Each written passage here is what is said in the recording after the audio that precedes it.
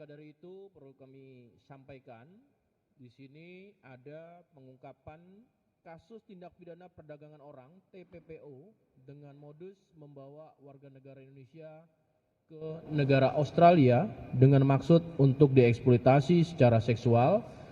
Maka hal ini ada di depan rekan-rekan media, Bapak Dirtipidum Barreskrim Polri, dan tidak lupa saya akan mengenalkan ada AFP Delegate. Good morning, sir, Mr. Luke Nasir. Juga ada Wadir Tipidum dan juga ada Kasubdit. Maka dalam hal ini akan dijelaskan proses bagaimana pengungkapan kasus tindak pidana perdagangan orang oleh TPPO oleh Bapak Dirtipidum. Maka untuk itu kami persilakan.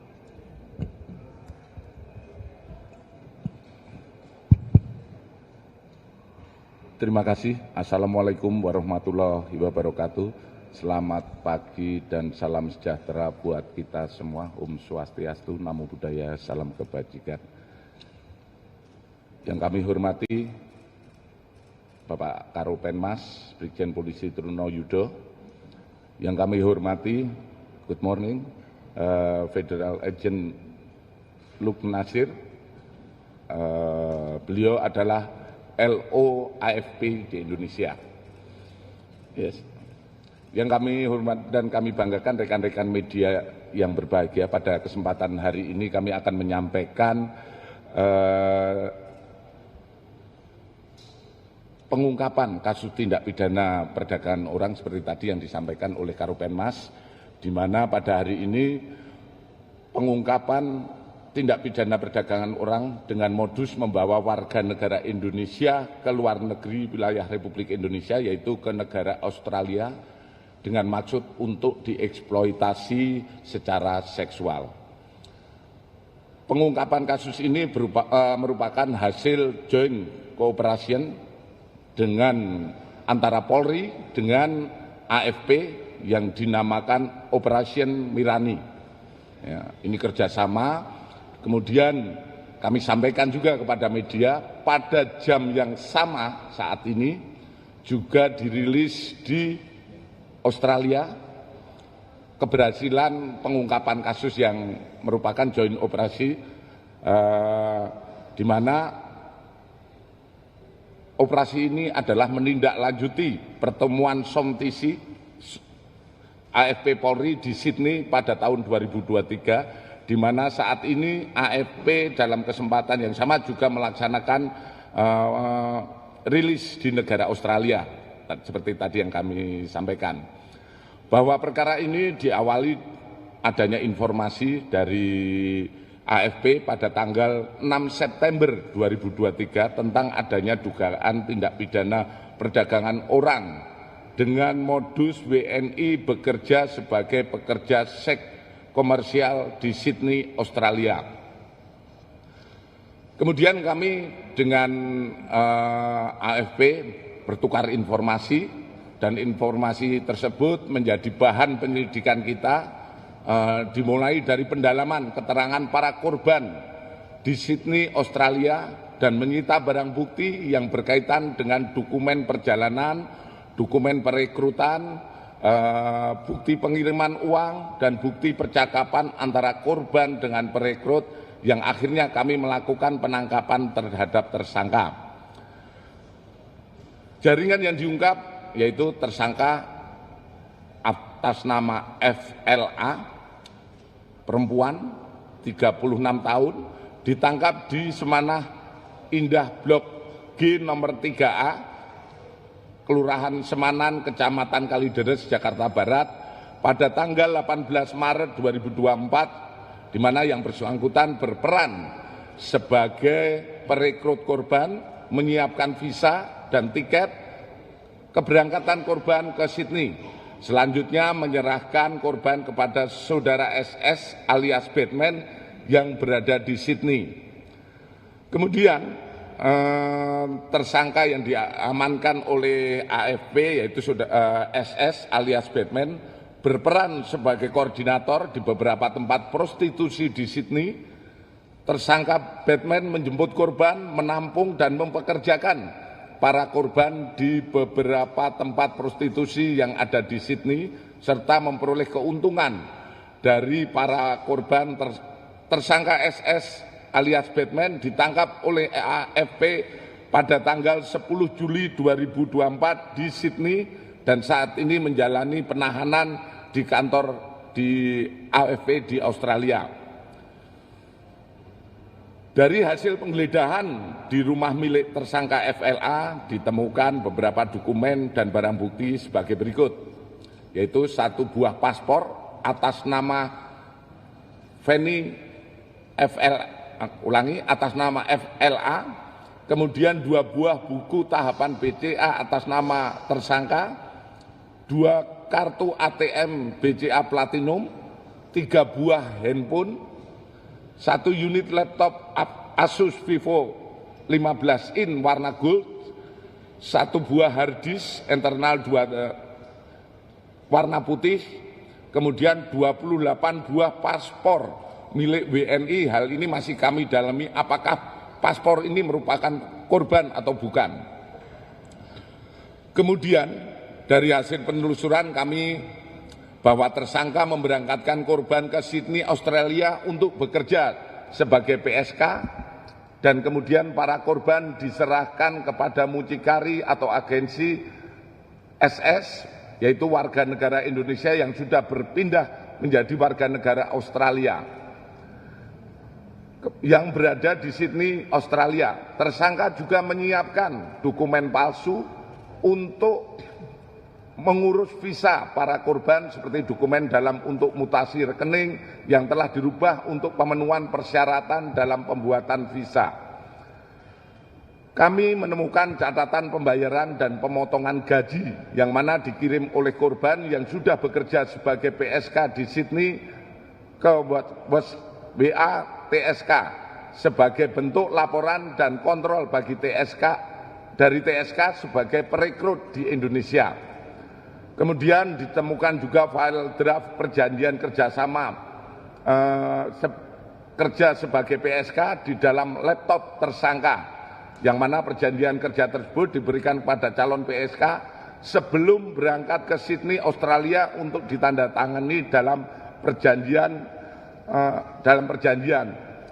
Kemudian kami sampaikan bahwa korban juga disodorkan tanda tangan piutang sebanyak 50 juta dengan alasan sebagai jaminan apabila para korban memutus kontrak atau tidak bekerja lagi dalam kurun waktu 3 bulan, maka korban harus membayar hutang tersebut. Dari pengakuan tersangka, jaringan ini sudah melakukan aktivitas sejak tahun 2019. Di mana jumlah WNI yang direkrut dan diberangkatkan dipekerjakan sebagai pekerja seks komersial di Australia kurang lebih 50 orang. Dan tersangka dalam hal ini sudah mendapatkan keuntungan kurang lebih 500 juta rupiah. Informasi ini kami teruskan kepada AFP, kemudian menjadi bahan bukti pendukung untuk AFP melakukan proses hukum terhadap tersangka SS, yang akhirnya tersangka SS dapat ditangkap pada tanggal 10 Juli 2024 di Sydney, Australia. Adapun modus operandi yaitu merekrut dan memberangkatkan korban ke negara Australia secara non-prosedural sehingga mengakibatkan korban tereksploitasi secara seksual. Kemudian pasal yang dipersangkakan adalah pasal 4 Undang-Undang RI nomor 21 tahun 2007 tentang pemberantasan tindak pidana perdagangan orang dengan ancaman hukuman 15 tahun penjara, minimal 3 tahun penjara dan denda paling sedikit 120 juta atau paling banyak 600 juta. Kami, Kepolisian Negara Republik Indonesia, dalam hal ini Baris Krim Polri, akan terus bekerja sama dengan AFP, Divubinter, dan Kementerian Luar Negeri untuk menelusuri tersangka lainnya dan untuk membantu mengidentifikasi para korban yang telah diberangkatkan oleh jaringan ini. Hasil kerjasama ini dalam operasi Mirani ini merupakan praktek terbaik keterlangsungan kerjasama yang telah terjalin antara Polri dan AFP dalam pengungkapan kejahatan transnasional yang menjadi salah satu poin yang akan diangkat dalam SOM Polri AFP di Semarang dan yang rencana akan kita laksanakan pada tanggal 1 Juli 2024 mendatang.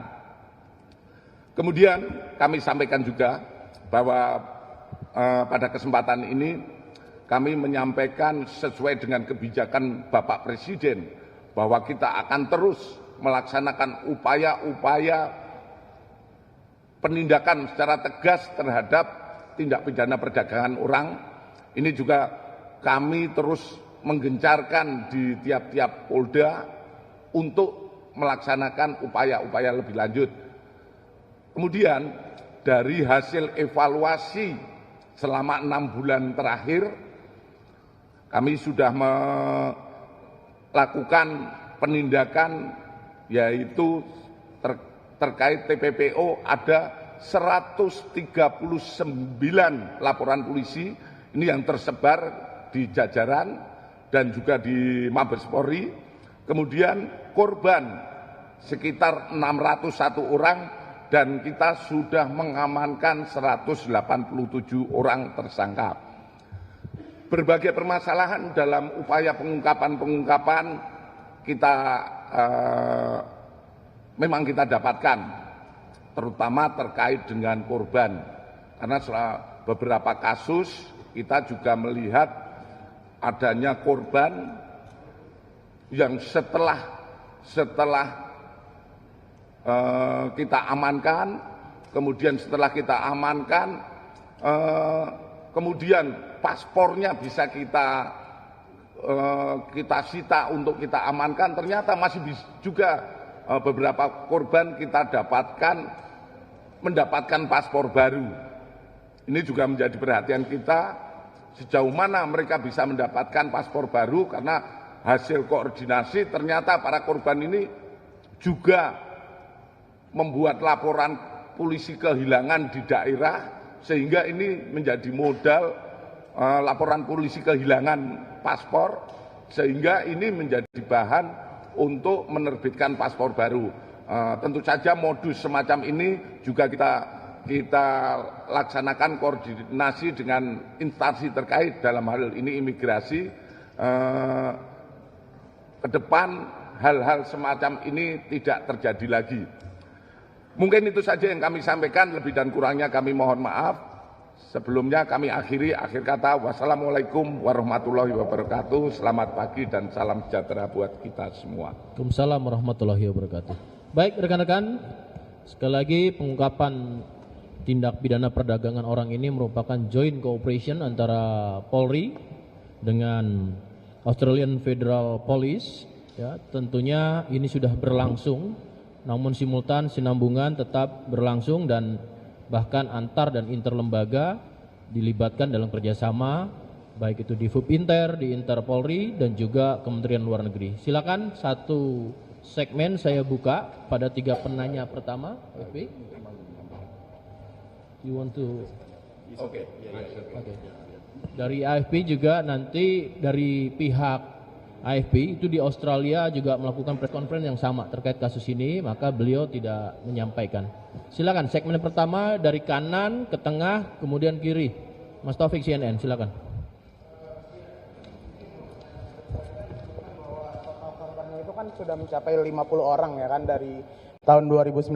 Nah, pertanyaannya adalah status korban ini saat ini seperti apa? Apakah masih berada di Australia atau semuanya sudah dalam proses pemulangan ke Indonesia? Terus yang kedua kan tadi disebutkan bahwa dalam proses salah satu modusnya ketika sebelum diberangkatkan mereka ditawarkan surat perjanjian untuk bekerja sebagai PSK. Nah, memang dia diiming-imingi gaji seberapa besar sampai akhirnya para korban ini mau gitu untuk diberangkatkan ke Australia dan menjadi PSK. Itu aja. Satu dulu ya, langsung biar fokus dijawab.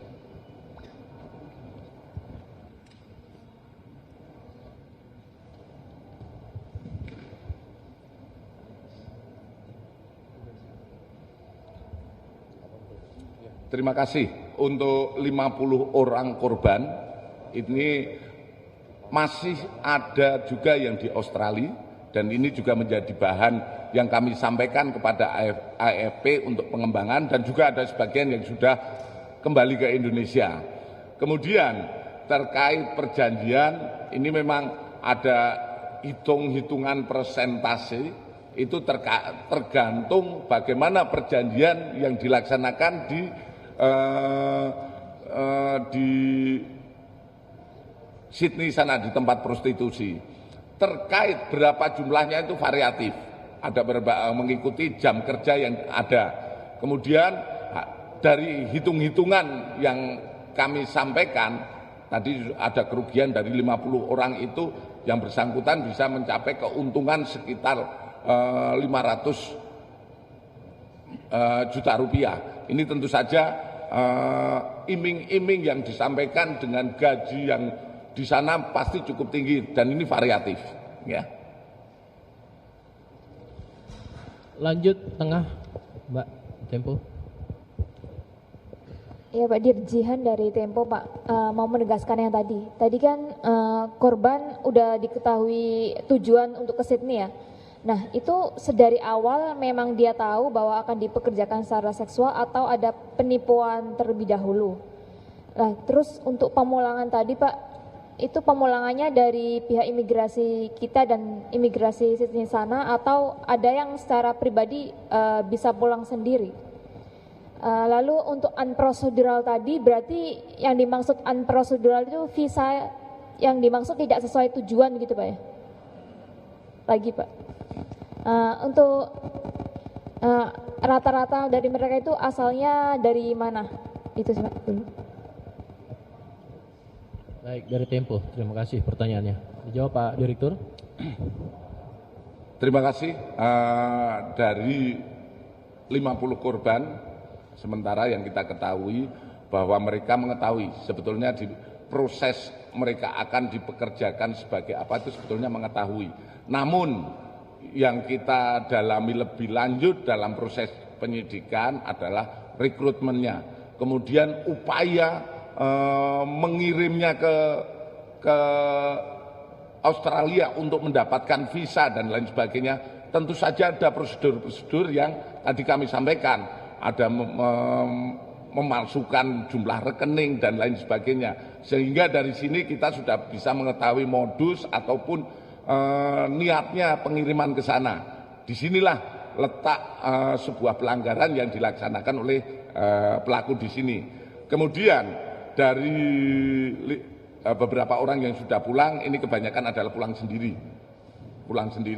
dan setelah kita cari juga ada beberapa korban yang tidak mau memberikan keterangan kepada kita. Kemudian terkait asal rata-rata memang dari Pulau Jawa, gitu, ya.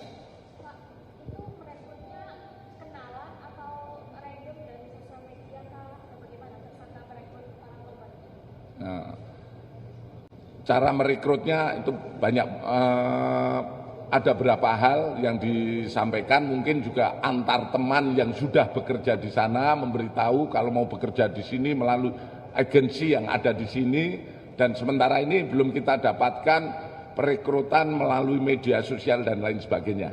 Ya. Cukup ya. Satu lagi sudah terjawab. Ya. Segmen sesi kedua. Silakan. Selamat datang perwakilan dari Kabak Janter.